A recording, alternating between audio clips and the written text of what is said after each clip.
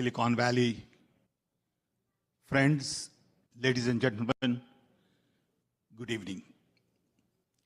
It is indeed a special privilege and honor for me to be here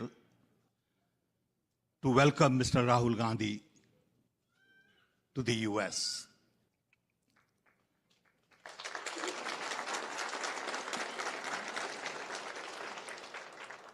I want to especially thank him for taking time out from his very busy schedule,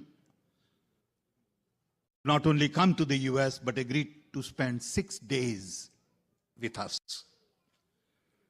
He came in this morning at 7 o'clock, and we had our first meeting at 12. This is second meeting. We have a major event tomorrow at Stanford University. Then we go to Washington, D.C., where we have series of interactions with press, political leaders, think tank people, NGOs, business leaders. And then we had his program at a cricket stadium, and you'll be surprised to learn that 40,000 people came to listen to him.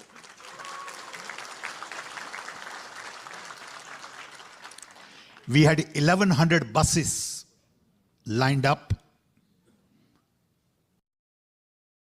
It is a major task whenever we organize an event for him. I get hundreds and hundreds of requests to meet him personally, talk to him, give me photo opportunity. And unfortunately, we have not been able to meet all the requests because of the time constraint. But I must say the enthusiasm during this visit is much more than I have ever seen before. Partly because of victory in Karnataka, and mainly because of his walk.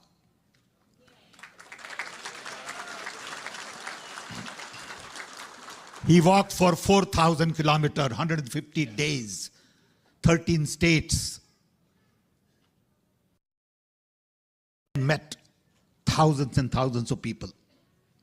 The images that I have seen where 50,000 people walk with him is absolutely mind-boggling. I believe this has been a turning point in many ways, not only for our party, for Mr. Rahul Gandhi, and for India.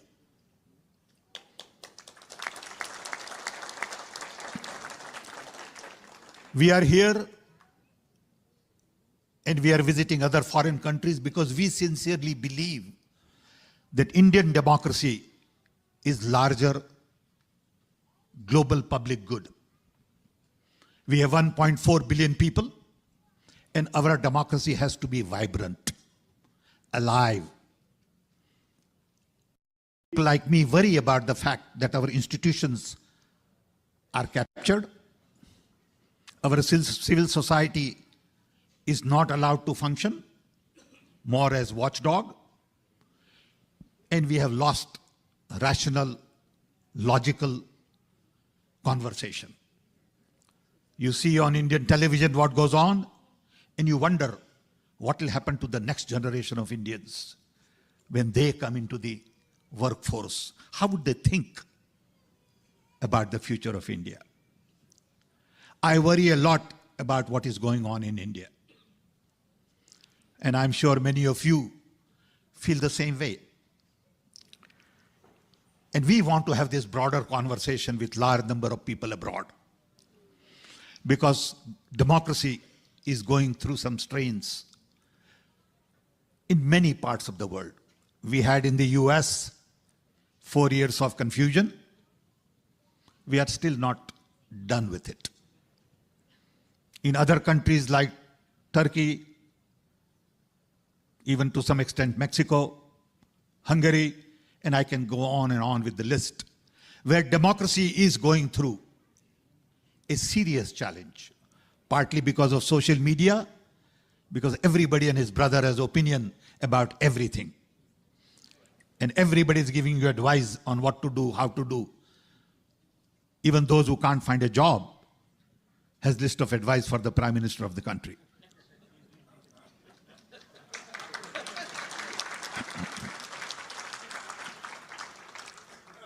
And I must give you this little example. Allow me to take a minute. You know, in Rajiv Gandhi era, I had gone to Madhya Pradesh, and Jairam Ramesh was with me, and we were at the airport. And some young man was staring at me. I saw him in a crowd. Same young man came to Chief Minister's house outside. Same young man came to Governor's house. And while we were leaving Bhopal, he was at the airport. So I told Jairam, I said, Jairam, get that guy. I want to talk to him. So I called him. He came to me and I said, you have been staring at me everywhere. What's the problem? So he said, sir, I'm so happy that you spotted me. He said, I have this letter in which I have listed everything that Rajiv Gandhi should do. I said, that's interesting. He said, what is it? He said, I have outlined a complete plan for the nation. And if Rajiv Gandhi would just follow this, he will be Prime Minister for 15 years. So I said, that's very interesting. What do you do? He said, I'm looking for a job. Only in India you find people, and he had the guts. And he sincerely believed that he knows how to solve Prime Minister's problem, but he can't get a job. Today in India, job is a major situation, major crisis. We are not creating the kind of jobs we need to create. Tomorrow we have a plan to visit a group of experts through Sean to discuss AI. On one hand, new technology is going to eliminate jobs. On the other hand, we need many more jobs. So our challenges are very special. And we need young mind like Rahul to lead the country. We need someone with open mind.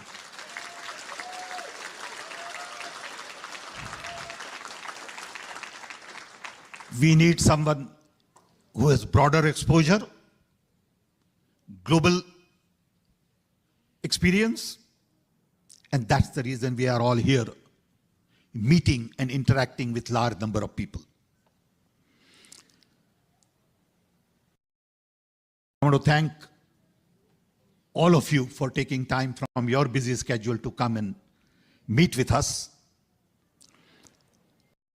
I know that the road ahead is pretty complicated. It's not that simple.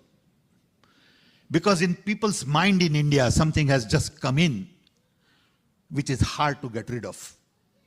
That India belongs only to Hindus' idea of India. Our idea of India is very different. I was born in a small little tribal village in Orissa during British Raj. And right in front of my house was a Muslim. On left was Jain. On right was Sardarji. In the back was tribal Oriya. And we all lived together like family. No one ever thought that this fellow is Muslim and that fellow is Sikh. They were all uncles and cousins. We all played together. That idea of India is being threatened. And to me, that is the core idea of India. Diversity, inclusion, truth, trust, love. All of these ideas are being challenged. And it hurts. At my age, it really hurts, believe me. Because I felt when I will get old, the dream that we all had as little children of India will be a reality. We have made a lot of progress in the last 75 years in technology. The fact that many of you are here, including me, is because India gave us the education at very low cost.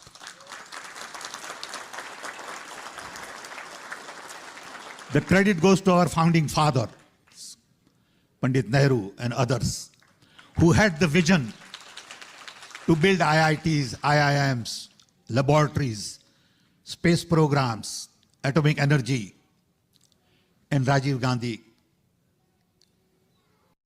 gave push to IT and telecom. I had a chance to work with him, and I will never forget the fact that he gave meaning to my life. My life had no meaning except being an engineer. He had the political will, not only to give meaning to my own life, but create jobs for millions and millions of us. And then when Prime Minister Modi says that nothing got done for 70 years, it hurts.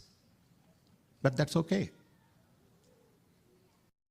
Because I'm used to listening to lies for last many years. So I have nothing against individual. My problem is the very core idea of India that I grew up with is being challenged. With this, I want to invite great son of India. I want to invite a young leader to tell us a little bit about his journey for 4,000 kilometers. I want you to learn a little bit about how he could do it. What did it mean to him? And then tell us a little bit about what keeps him going. What keeps him awake at night? And what is his view of the world and India going forward? Thank you. Thank you.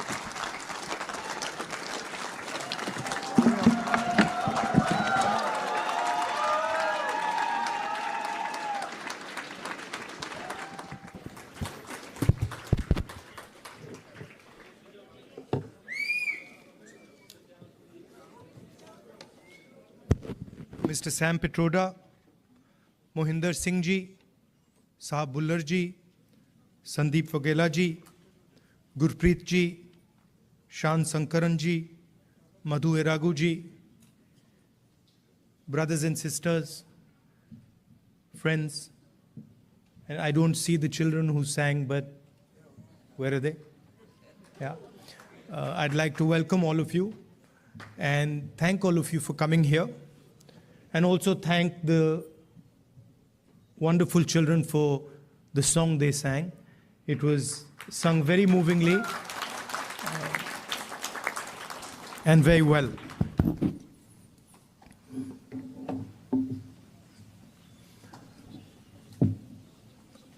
Some months ago,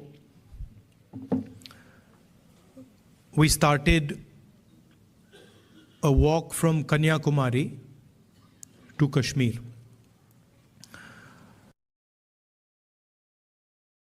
Prior to walking, we were finding that the normal tools that we used to use for politics, conversations like this, public meetings, were simply not working anymore. All the instruments that we needed to do politics in India, they were controlled by the BJP and the RSS. You know, people are threatened, cases are put on people, agencies are used on people. So we also are finding that in some way it had become quite difficult to act politically. And that's why we decided to walk from southernmost tip of India to Srinagar. And when we started, I thought, okay, देखेंगे क्या होता है.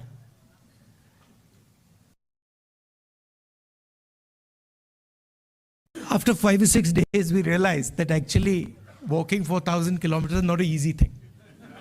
You know, and I had an old knee injury that started to act up. So I said, now I'm in real trouble because there's no choice. One has to walk, and I'm having quite a lot of pain. And then quite a surprising thing happened. I started noticing that after walking 25 kilometers is more than half a marathon. So after walking 2-3 weeks, every day 25 kilometers, I suddenly realized one afternoon that it's strange, but I'm not feeling tired at all. I get up in the morning, 6 o'clock we used to start, and we used to end walking at about 7:38 in the evening, and I was like, this is very strange. I'm not feeling tired at all. What is this? And then I started asking people around that, भाई, ये हो क्या रहा है? आपको थकान हो रही है? Everybody is saying to me, थकान तो नहीं हो रही. It's very strange. We're not feeling tired. So I started to think about it, and I realized that actually what was going on was that it was not us that was walking. It was India that was walking with us. Right? And the large mass of people who were coming, all religions, all communities, everybody, kids, they were creating an atmosphere of love and affection where nobody was feeling tired. Almost as if everybody was walking together.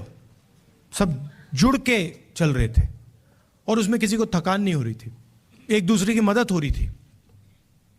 And that's where we came up with the idea. नफरत के बाजार में मोहब्बत की दुकान खोली.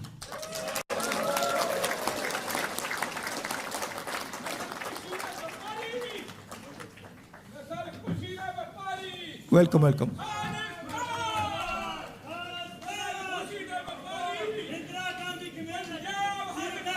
नफरत के बाजार में मोहब्बत की दुकान.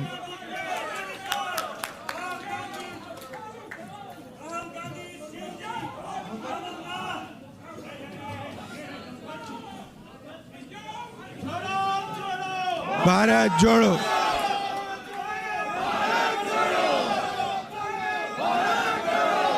See, the interesting thing about us, about the Congress party, is we have affection towards everybody. If someone wants to come and say something, regardless of what they're saying, we're happy to listen to it. We're not going to get angry. We're not going to get aggressive. We'll nicely listen to it. In fact, we'll be affectionate to them. We'll be loving to them, because that's our nature.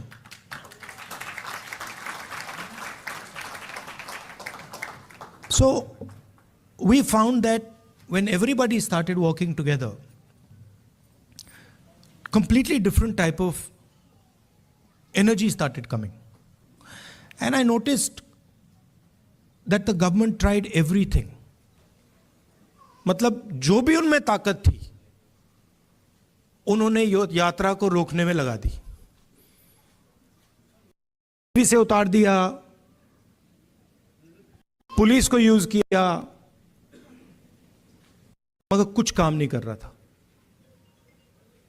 और जो यात्रा का effect था वो बढ़ता जा रहा था.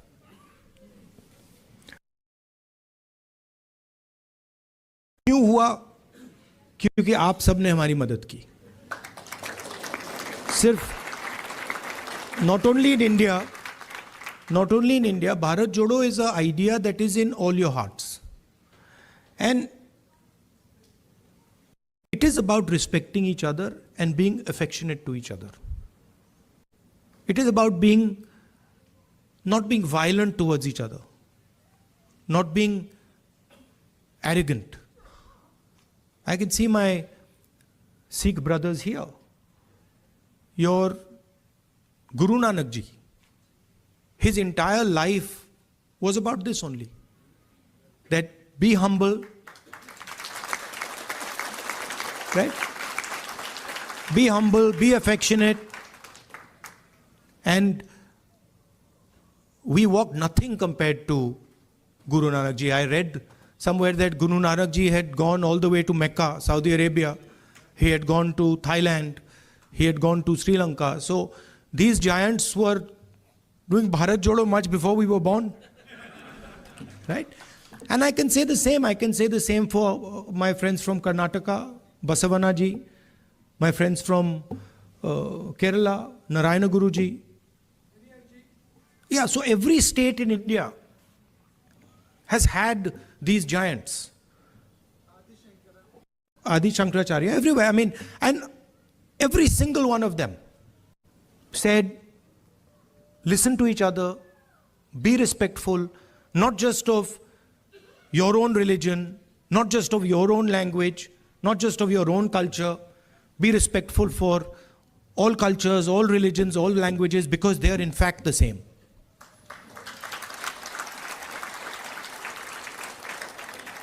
And the assault that is taking place in India, it's taking place on our way of life. Sam Pitroda ji said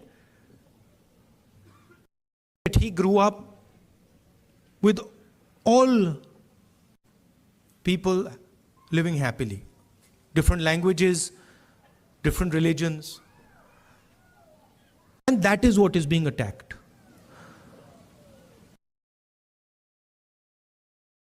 Also, the tradition in India, and again something leaders like Guru Nanak Ji, Basavana Ji, Gandhi Ji emphasized was not to be under the impression that you know everything. That the world is too big, too complicated for any one person to think that he understands everything and he knows everything. And so really that is the disease that Sam sort of outlined. That is the disease, that we have a group of people in India who are absolutely convinced that they know everything. In fact, I think they think maybe they know even more than God. They could sit down with God and have a conversation and explain to him, about what is going on. And of course, our Prime Minister is one such specimen.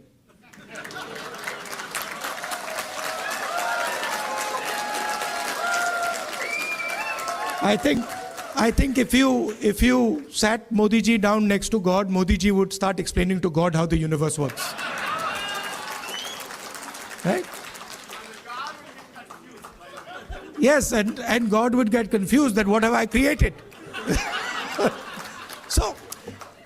So these are funny things, but really this is what is going on. We have a group of people, who understand everything. They can speak to scientists and explain science to them.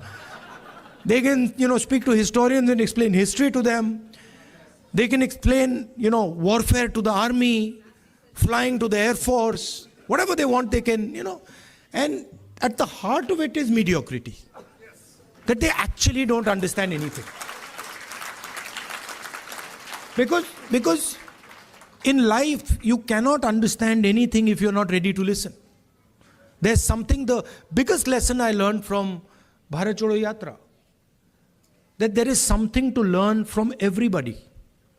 We are much older than those children.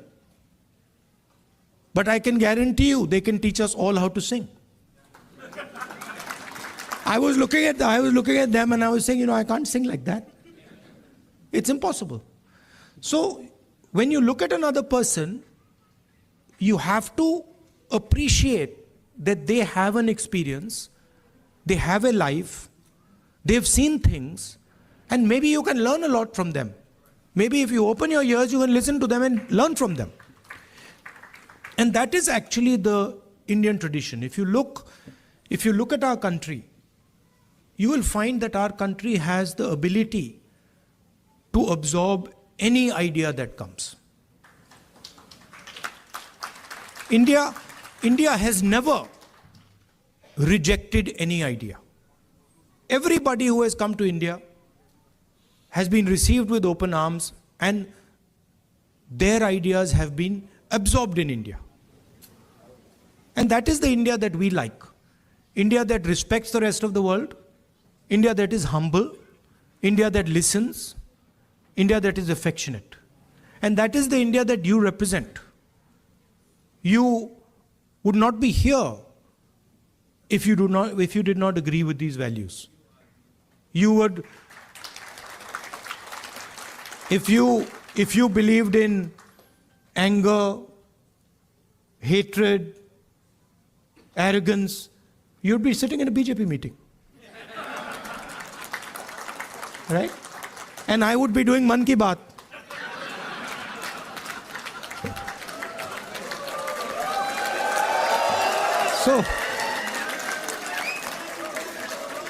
So thank you very much for holding up the Indian flag in America, showing the American people what it means to be Indian, respecting them, respecting their culture, learning from them, and also allowing them to learn from you. You make us all proud.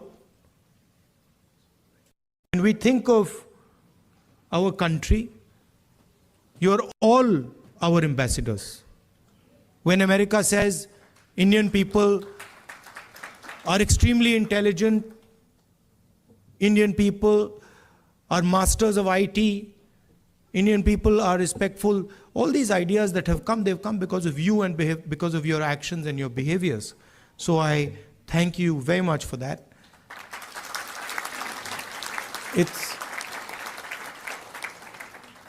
I came here this morning, Sam organized the flight, I arrived 16 hours, after 16 hours flying, 6:30 in the morning. I thought I'd be tired, but I'm not tired at all because of the energy that you have given me. Thank you.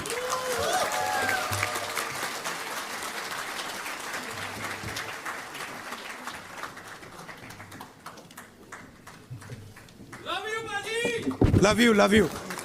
Now they've asked me to answer your questions. Yes. See that Few questions. that also would not happen in a BJP meeting. Yes. No questions there. Only answers. Thank you. Yeah. Thanks, everyone. Could you please sit down? Thank you. So we have many organizations which 4 support. or 5 questions. Yes, sir. Okay, quick. Yes. Or opinions. It doesn't, whatever. Yes. Yeah, but So when we you have. ask people questions, they automatically assume opinion is included. Yes. So we have women who played major contribution for this program to be successful. We have women empowerment organization which helped us to make this event successful. So they have a question specific to women, and I would request Ms. Jhansi Reddy garu to ask that question. Mic. Just give me the other mic. Welcome, Rahul Ji, for California. And as a Women Empowerment Telugu Association, my name is Jhansi Reddy. So I would like to ask you 2 questions regarding this women bill that has been, in the court for almost more than half a century. So when the Congress comes in power, Which women's bill? the women's reservation rights. So that bill has been there for more than a quarter century. So as a Congress leader, what is your thoughts on it and how are you going to deal with it? That's of my first question. The second question is, in India, it's very hard for a woman for the safety issue. So what are we going to, offer our next generation of the girls in India? Thank you. So on the women's reservation bill, we are committed to that. We wanted to pass it in the last government, but some of our allies were not too happy with it. and they didn't give us the support for that bill. But I'm confident when we come to power, we'll pass that bill. I think part of the answer to your second question lies in the first question.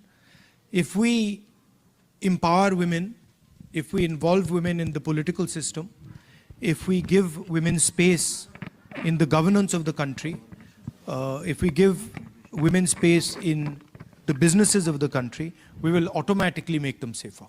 So I think involving them in politics, involving them in business, involving them in running the country are the way to give them power. Thank you. Thank you. So we have another Tamil community organization, who united entire Tamil organizations, and they have expressed their support. So they might differ on the Congress party, but they have come here for the love of Rahul Gandhi today. So I would like to invite Mr. Pugal, if you are here. Yeah. Thank you, Sandeep. Hello, Rahulji. My name is Pugal Anbu. I'm the president of Indo-American Society for Science, Reason and Free Thought. I also represent Tamils who live in Bay Area. On behalf of our people and on behalf of people who believe in science, reason and free thought, I would like to point out we are honored, humble and most truly proud of your journey about opening up the shops of love on the streets of hate all over the India. Tamils have long tradition of harboring brotherhood mindset throughout their civilization. 3,000 years ago, our forefathers said, Yadum ure yavarum kelir, pirapukkum ella uyirkum. Translation, all human beings are created equal and every town is our town, everybody is our relative. To us, India is like European Union, with each state having its own language, its own tradition, its own festivals, its own cuisine, dress code, way of living, etc., etc. They are all different, yet we live under one country called India. Therefore, it is deeply saddening to us when someone from the union government trying to impose one language, one culture, one tradition, one religion, one school, etc. Recognizing this diversity to make India a robust country, our beloved leader, the Dravidian icon, former Chief Minister Dr. C.N. Annadurai proclaimed, both in Parliament and in public forums, for Manilathil Suyachi Mathil Kutachi, which means autonomous rule at the state level and federal rule at the union level. Dear Rahulji, you have studied in America and you have traveled within United States extensively, and you know much better than anyone else in this room that America is the best example of federalism. Each state has its own constitution, its own Supreme Court apart from federal laws. Whereas in India, Congress party did have its own share of problems in the past. But the times have changed. The new thinking has emerged, and you are the epitome of the new thinking. You are the beacon of hope and the streets of hate in India. Therefore, my question to you is that, like United States of America, what's your thought on making India as a true United States of India? Thank you, Ji.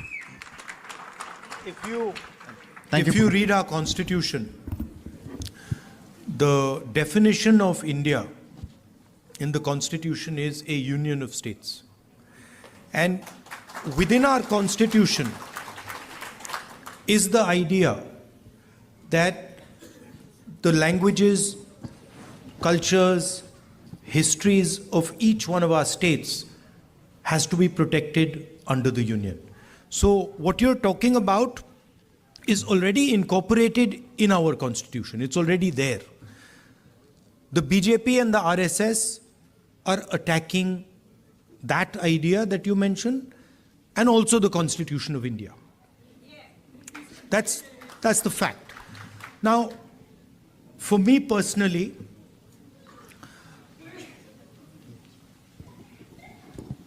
I understand that the Tamil language is more than a language to Tamil people. Right? It is not just a language. It is their history, it is their culture, it is their way of life. And I will never ever allow Tamil language to be threatened. Right? Because for me, threatening the Tamil language is to threaten the idea of India. Just like threatening Bengali or threatening Kannada or threatening Hindi or threatening Punjabi are all attacks on India. Right? So, our strength, unlike many other countries, our strength comes from our diversity. Our strength comes from accepting that we are all different, but we can work together. And that is an idea that I'm sure you and the Congress party are protecting. Thank you. Thank you. Thank you, everyone. Please put your questions brief, respecting everyone's time. I know you have opinions, but please put your questions brief. Next question is Mr. Karthik from Ambedkar King Study Circle. Can we allow people to... Yeah, hold on. Yes. These are. Please appreciate these organizations have put together this amazing event. There are Telugu, Tamil, Kerala, Kannada, all are together to make this event successful. Respect those organizations. Thank you. We'll do. We've got 5 questions, don't worry. Just ask them. There's more than enough. We can add a few also if you want.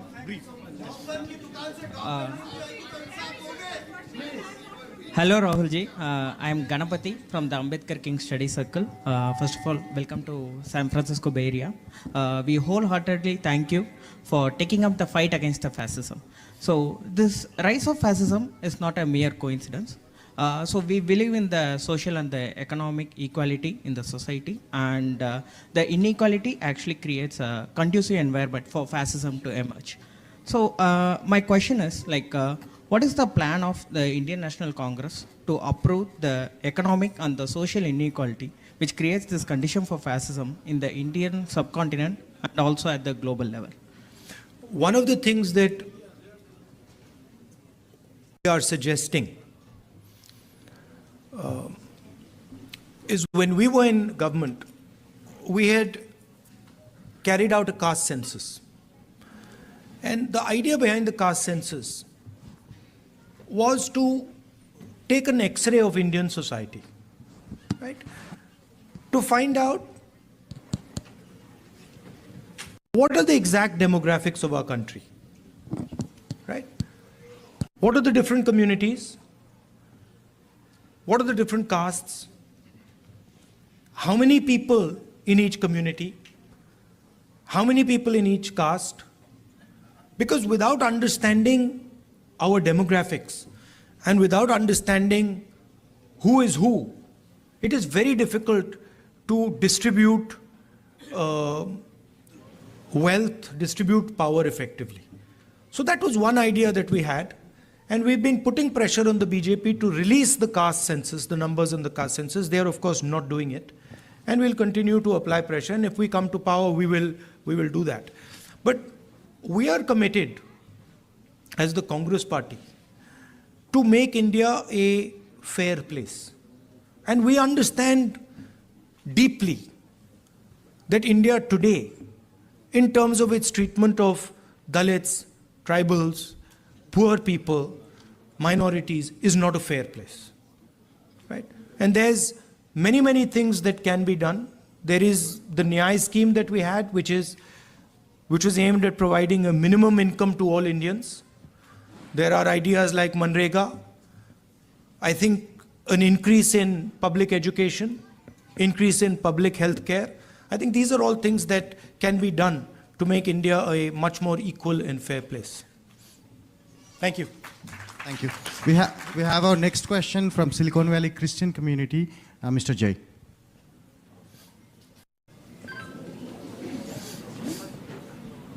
Rahulji, now the Parliament, Lok Sabha seats are increasing to 888. What's your take on it? There's a proposal that Modi ji is actually working on. It is going to entirely be based on population. It is going to tilt the orientation towards the highly populous states getting more and more lion's share of the revenues and everything. So how is it going to change everything? Minorities are going to get even more depressed. Majorities are going to be, making everybody vulnerable. So what's your take on it? I'd have to look at exactly how they're thinking about doing it. But I think one has to be very, very careful when one changes the representative structure of a country. So I'd be quite interested in understanding exactly how they've come up with the number 800 and what are the criteria that they're using. These things should not be done flippantly. India is a conversation. India is a negotiation between its languages, between its people, between its histories and cultures, and that negotiation has to be fair. Meaning, all parts of India, all the states of India should feel that there is fairness in the process of negotiation. If I see exactly how they're coming up with 800 and what is the design, then I would be able to answer whether I agree with the number 800, but I haven't seen the way they're calculating it. He's kind of distracting everybody with Thank- that new parliament, building opening, and Yes. giving the session. Yeah.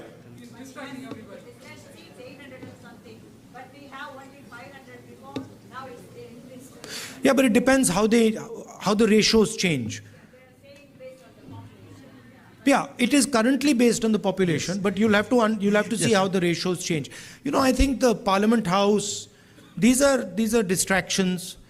The real issues in India are unemployment, price rise, spread of anger and hatred,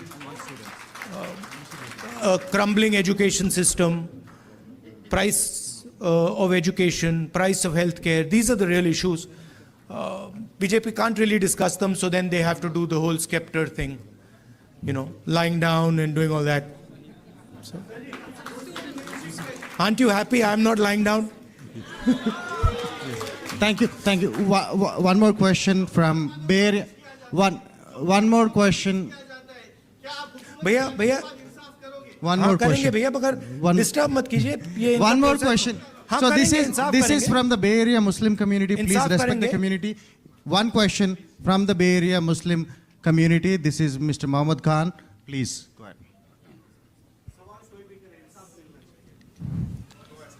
मिलेगा Rahul ji, thank you so much for coming all the way here. आपने जो ये नफ़रत के बाज़ार में मोहब्बत की दुकान खोली है, उसका बहुत बहुत शुक्रिया. I think this is something which we were starving for as Muslims from the Bay Area. We all want to thank you for your time and for your efforts in coming all the way here. As you know that, Muslims have the security threat today. It was never before. The way we see today, like whenever we call and talk to anybody, it's like, kya ho raha hai yahan pe? What's going on? There are so many different laws which are getting implemented, which were not even implemented earlier. If it is just of the security, it's okay. But then if it goes on and on, like lynching, aap le lijiye, Musliman bachon ko jo hai, they are putting in the jails for the crimes which they have not committed. What strategy will you adopt, or what hope are you giving to Indian Muslims, which is going to change the whole thing back to the point where we were and get back to the normal stream to develop India? The best way for me to explain that is the line नफरत के बाजार में मोहब्बत की दुकान. That is the best way I can say it, which is that it is felt most strongly by the Muslim community, okay, because it is done most directly to them. But in fact, it is being done to all minorities. I can guarantee you that the same way you're feeling attacked, I can guarantee you my Sikh brothers are feeling the same thing. I can guarantee you my Christian brothers are feeling this and sisters are feeling the same thing, right?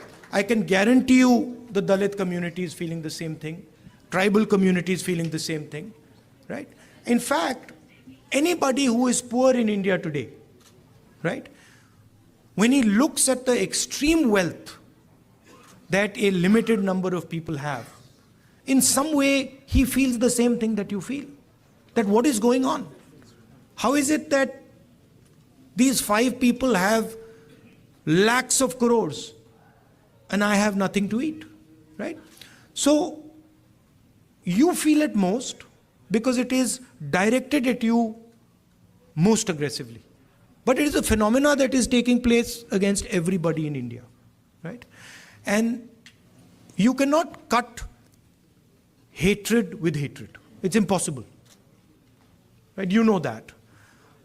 You can only cut hatred with love and affection. And I was surprised at how easy it was to erase hatred in India. I was shocked.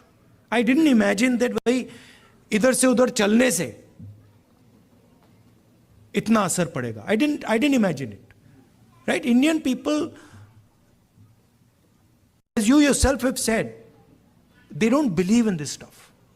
They don't believe in hating each other. They don't believe in killing each other. This is a small group of people who have got control of the system, who've got control of the media, and who are fully supported by,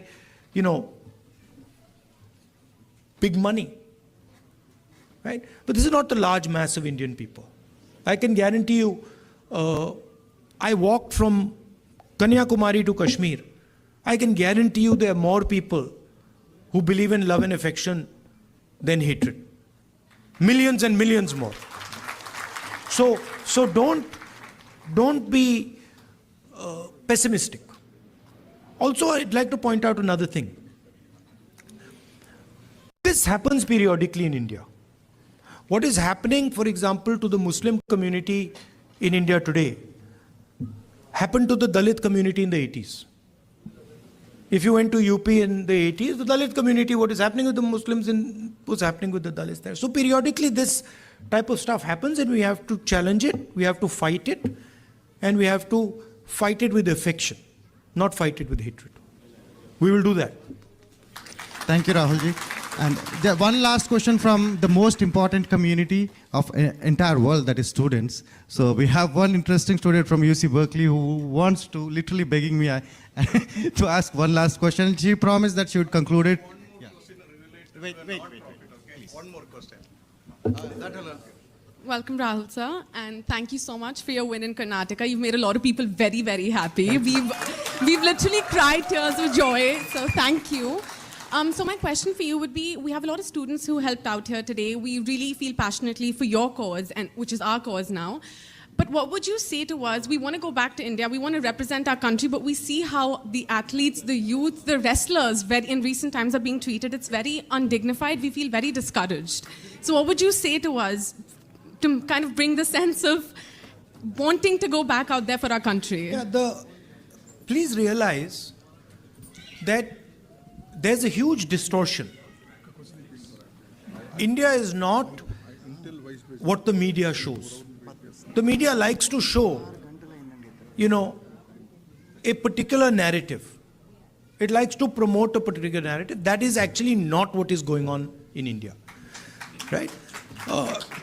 It was very clear to me in the Yatra.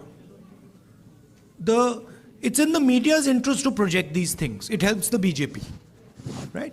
So don't think that everything you see in the media is the truth. And as a young person, your country needs you, right? And your skills and your energy will be very useful to your country. So if you feel like going back, do go back and help out. Thank you. Thank you, Rahulji. Thank you. And I picked up Rahulji somewhere in the morning, 8 o'clock. It's 8 o'clock. So please, 1 minute. So let me conclude it, right? He's a normal human being like us.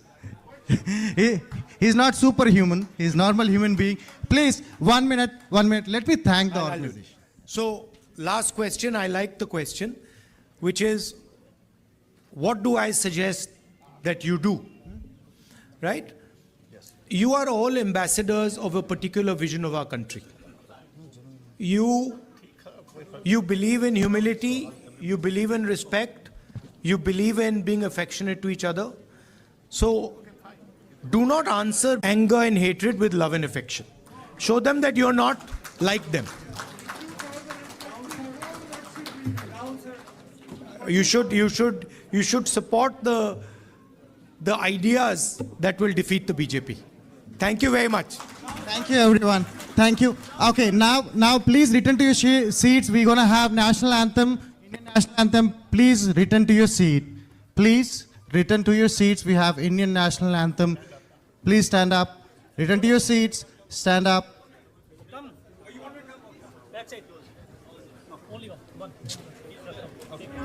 Can you please? Go ahead.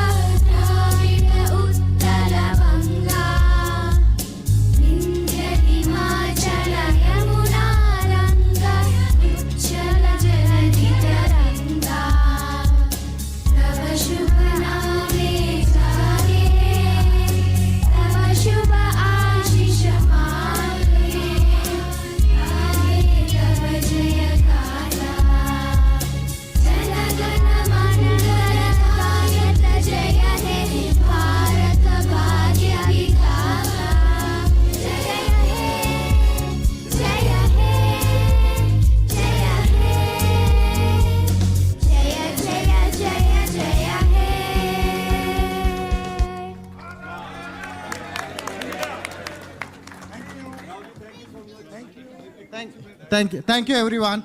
Thank you. I would like to just. Selfie with the crowd. Yeah. No. So please, guys. Security. Huh? Okay. Okay. Everyone. No. Can you?